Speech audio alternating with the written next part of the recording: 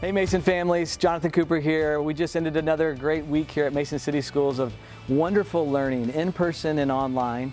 And I know that we come to you every week and we try to share updates. One of the things we want to share with you this week are some of the lessons that we've learned along the way. As we finish week 13, we've learned a lot about in-person learning.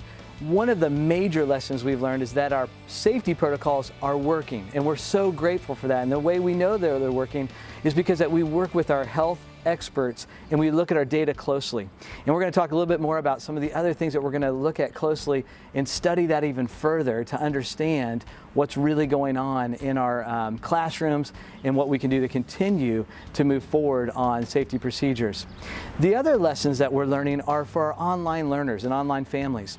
And the reason that we're able to learn so many great lessons is because of the great feedback that we receive from our families and that open communication and letting us know that these are the things that are working so well for our kids and these are the things that are not working well.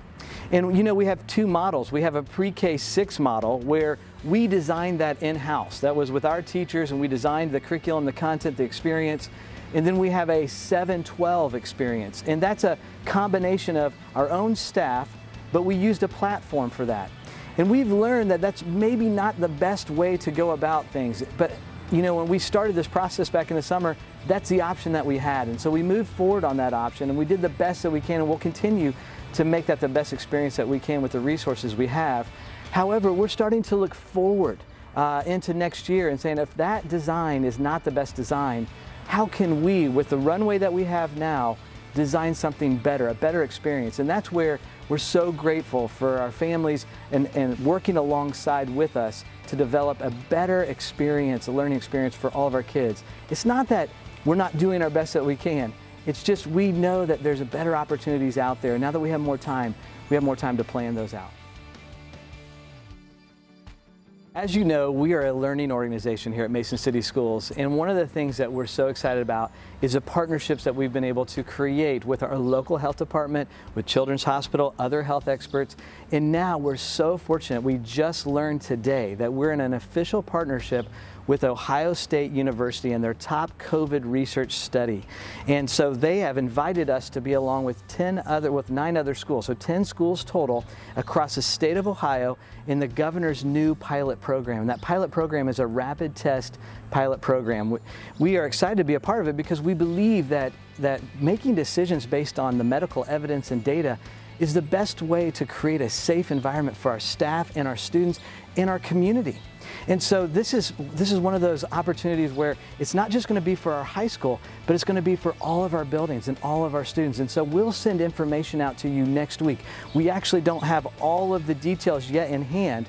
We're meeting later today to go through the logistics, to go through the information so that we can communicate it clearly to all of our families. So be patient, and you'll learn more next week about this new pilot program that we're so excited to be partnering with Ohio State University. We will continue to follow the data in making decisions, the data of what we're collecting here at school, but also the data part of the pilot program to help us make informed decisions.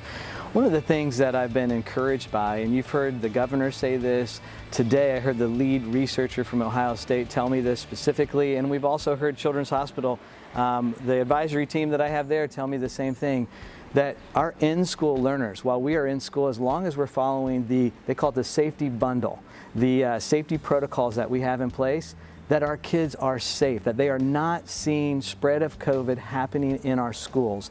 That is a consistent message. I actually heard it 3 times today from the Hamilton County Health Commissioner, Warren County Health Commissioner, and the top researcher from Ohio State. So as we hear that, that's great information. What that really tells me is that our teaching staff, our principals, and our students are following those protocols with fidelity, the way that we've asked them to do that, and we're so grateful for that.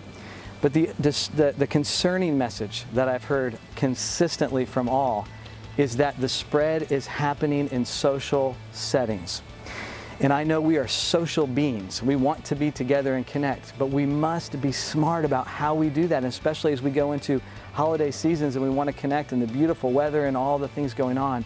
That's where the spread is taking place, and they have evidence and data to show that. So as a community, we must think as one Mason, no matter if you're an online student or an in-person student, Families, we need your help. And I know there's fatigue with the pandemic going on where we're just done with this and it's beautiful and we want to just drop our mask and we have friends and we're comfortable.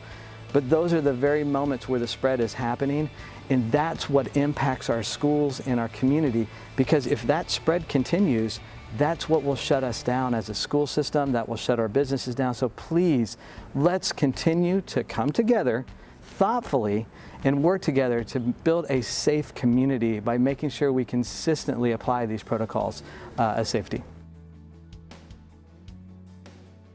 One of the reasons I love working at Mason City Schools and the culture here in our community is that we are innovators. We are people who use opportunities like this disruption we've had with the pandemic to rethink and reimagine what the possibilities could be in the future.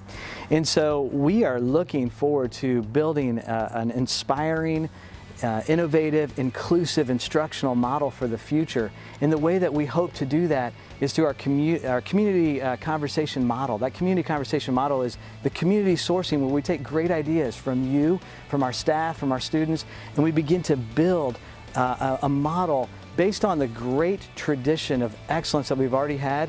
We launch into whatever the next iteration of that is going to be for our community.